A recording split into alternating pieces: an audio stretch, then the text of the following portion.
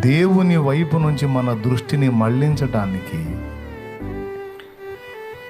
అసలు ఏమీ లేని దాన్ని కూడా వాడు భూతద్దంలో చూపించి మనల్ని దెబ్బ కొడతాడు. ఈ ఒక్క పాయింట్ మీద ఈజీగా ఇంకో 2 గంటలు మాట్లాడుకోవచ్చు మనం. ముందు చెప్పిన అంశమన్ తన నెత్తిమీదికి పొర్లి వచ్చే నీళ్ళని తన కాళ్ళ కింద అణిచిపెట్టగలిగాడు పేతురు, యేసు వైపు చూసినంతసేపు. మళ్ళీ చెబుతా, ఇప్పుడు నీళ్ళల్లో మునగటం అంటే అర్థం ఏందండి? ఫస్ట్ నీళ్ళల్లో మునిగేటప్పుడు ఫస్ట్ ఏం మునుగుతాయి?